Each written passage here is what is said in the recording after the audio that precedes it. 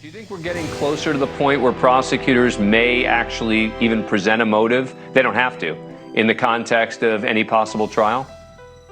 Well, this motive, this rage incel theory, actually, the incels have started a campaign saying free Bryan Kohberger. I don't know what more you need. Bryan Kohberger is sealing his fate. Before entering his guilty plea in the November 2022 killings of University of Idaho students Kaylee Gonsalves, Madison Mogen, Xana Kernodle, and Ethan Chapin, the 30-year-old formally admitted to committing the murders in a signed confession filed in court and obtained by E! News. In the written factual basis, Kohberger elected to hereby admit responsibility for the killing and murder of the 4 victims, with the crimes characterized as willful, unlawful, deliberate, with premeditation, and with malice aforethought. He also confessed to committing burglary for unlawfully entering the residence where the fatal stabbings took place. Notably, Kohberger signed the document on July 1st, one day after it was announced that he had agreed to a plea deal with prosecutors. Do you think he attended the memorial, the vigil that happened? I would guess that he would have, yes. He wants to see, how much damage he did. The more damage, the happier he would be. I knew that it was an incel, and I actually gave interviews talking about the murderer being an incel. This is before they had any idea who it was, before they arrested him. He has had a hard time throughout his life finding a date, finding not just a date, but finding a woman who loved him, who wanted to be with him. And so that's a lot of time to fester. There's evidence that Bryan was following these 4 students around. We know that he went around the house. And I don't know why. I don't know why you girls are so repulsed by me. It doesn't make sense. I have a nice car, a BMW. Well, it's nicer than 90% of the people in my college. December 8th proved to be a prolific posting day for Papa Roger. His posts, after minimizing the white Elantra, came in a flurry, as if to steer other members of the group away from the car evidence. He would go on to ask questions like, why the killer chose a knife as the weapon of choice? Why did the killer choose that house over all the others in the area? Why do we think the dog was spared? In your opinion, did the killer shower at the crime scene afterward? Papa Roger would continue to ask random questions on Facebook to the point where one user felt that Papa Roger was using the discussion group as a study. They commented by saying, I was getting chills listening to and reading the affidavit about the sheath being found with DNA because when he was in groups commenting, he kept referring to the sheath, which is just a weird word to use over and over.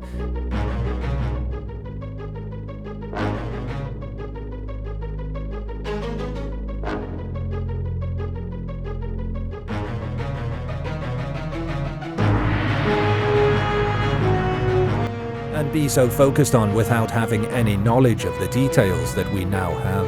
That literally made me cringe that he was so obvious in speculating about these murders, posing as a sleuth, and it's like he was still studying the reactions of not only the victims during the crime, but the public as well, like we were all a part of his study. I don't know, but I have never felt so strange about comments made in any true crime groups as I do those comments. His study in the comment refers to Kohberger pursuing his master's degree in criminology and criminal justice. Sticking with the study angle, one YouTuber went as far as to put forward the theory that Papa Roger is an anagram for grad paper op, due to all the questions asked in the discussion group. Another Facebook group member challenged Papa Roger in a comment aimed at him, saying that he communicated like a serial killer. They also interviewed a few friends that describe who Bryan was in his younger years. And one of the fellow students says, he really wasn't a violent person. But it was after he started losing weight and he started boxing that his demeanor changes. It was after that weight loss that a lot of people noticed a huge switch in him. Body dysmorphic disorder is a mental disorder marked by an obsessive idea of perceived defects or flaws in one's appearance. A flaw that to others is considered minor or not observable. People suffering from BDD can feel emotion such as shame or disgust concerning a part or parts of their body part and fixate on this. So every day, I have to wake up and I have to show the world that I'm a man. It's not enough that I am a man. I have to now prove my worth. Justin Baldoni is known for playing handsome, muscular characters like Raphael Solano in Jane the Virgin. Why were you trying to get in the shower with me? He says his identity has long been tied to how he looked. A serious athlete in high school, he played soccer and ran track until a torn hamstring put an end to that. I got depressed. So I overcompensated, like we all do, and I went in the gym and I tried to get as buff and strong and big as I could. So a lot of us have a poor body image, and this can stem from many reasons, such as childhood, media, or other factors. After a large weight loss, we may become hyper-focused on our weight and or start looking for other flaws or imperfections. We can become so focused on losing weight that we may begin to fixate on things that make us feel insecure. And let's be honest, the loose skin, stretch marks, uneven weight loss, and so on do not help matters any. So as we are losing weight, we are seeing friends, family, and coworkers who are commenting on your weight. That feels good, right? Well, yes, but it also trains you to think that people are always looking at your body, looking at your weight, and so on. You begin to look at yourself in the mirror more, buying things to make you look better while trying to cover up your perceived flaws. You start picking those flaws apart, which can put you in this cycle of anxiety and self-loathing. This inner voice telling you to cover up your flaws becomes louder, and you start making attempts to quiet it. Excessive exercising, drastic diet changes, and even plastic surgery. Fixate on this. The obsession is always so intense that the person repeatedly checks and compares the perceived flaw, seeks reassurance, sometimes for several hours each day. The person can also adopt unusual routines to avoid social contact that exposes the perceived flaw. And from that point on, the way that I felt in clothes, the way that other boys and other men looked at me, the way that other girls looked at me, I was like, oh, okay.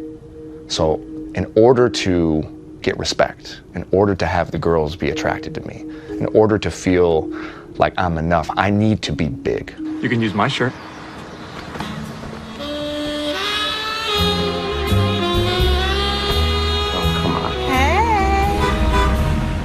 And that began a whole journey in my 20s where I was just the dude that always would take off his shirt, that always had the six-pack, that was just always in shape.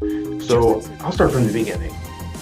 I had gastric bypass surgery in 2017 after reaching my highest weight of over 400 pounds. I actually stopped looking at the scale after I got to 400 pounds. I was never exactly sure how high my weight got up to, but when I had the surgery, I was 400 pounds. So by December of 2019, I was down 185 pounds and continued to maintain a weight of around 215 to 220 pounds. I remember waking up one morning at some point during that year to get ready for work, and while I was brushing my teeth, I looked in the mirror and I didn't even recognize the person that was looking back at me.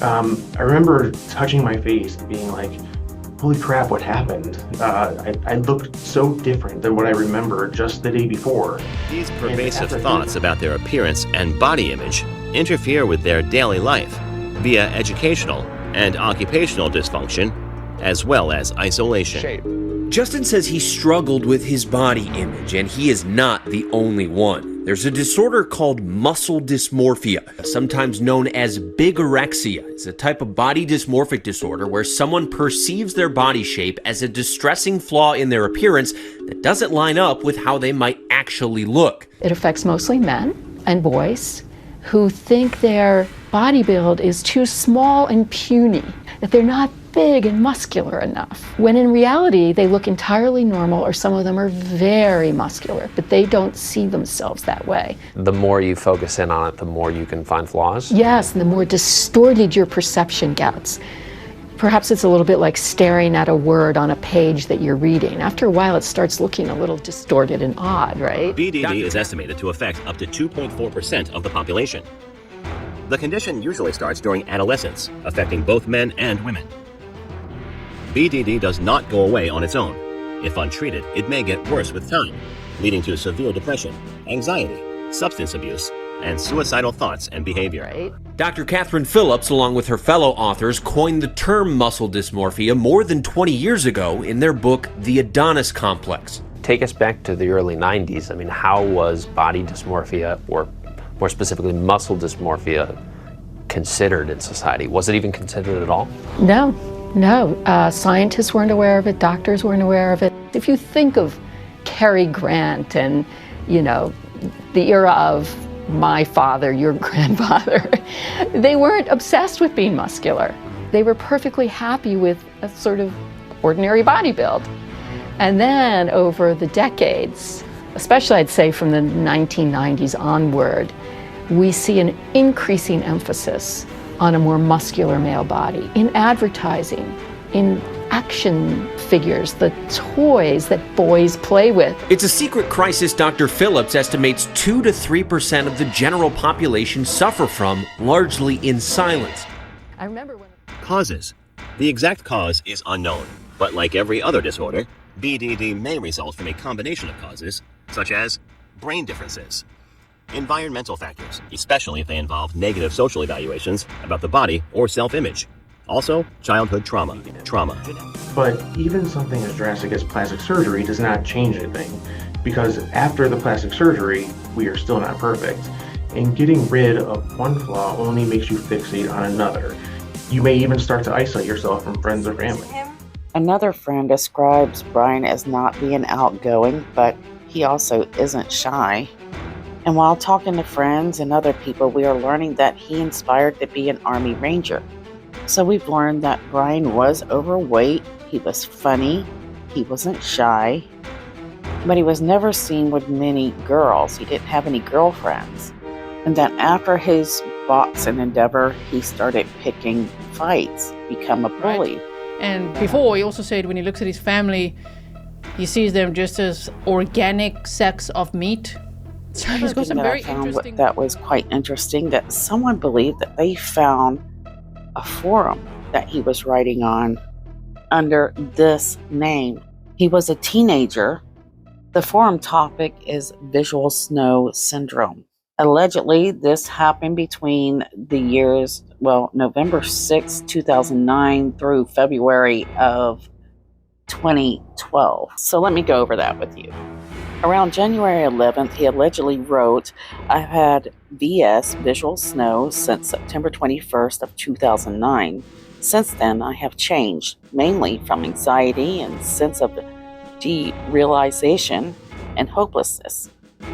This would put him at around the age of 17. So in this article, it says that April 2011, in a thread by another user about possible benefits of visual snow syndrome, Kohberger wrote, "I have become very deep and determined on goals. It made me smarter." So here's where things kind of become concerning. May 2011, he writes, "Depression, no interest in activity, constant thoughts of suicide, crazy thoughts, delusions of grandeur." And yet, you girls, you never give me a chance. I put a lot of effort into dressing nice. These sunglasses here were $300. Giorgio Armani. So I'll put them on. See? Anxiety, poor self-image, poor social skills, and all caps, no emotion. So that's a lot going on for a 17-year-old. At one point, he's talking about, "I have goals." And we know that he's capable of reaching goals and making goals. Next in line, he studied in college, he studied psychology. And I think he was trying to figure out what was wrong with himself. That he really felt out of it. He really felt disconnected from the world and really awkward. And then he got a BA and a master's in criminal justice. So, you can see the trajectory. First, he gets his heart broken in middle school. He starts developing his rage towards women. Then he takes psychology. Then he takes criminal justice. And he went to Washington to pursue his doctoral studies in criminology. And he wanted to become, in my opinion, one of the famous killers that they read about that he read about in his criminology courses. He wanted to be one of the ones that future students would read about.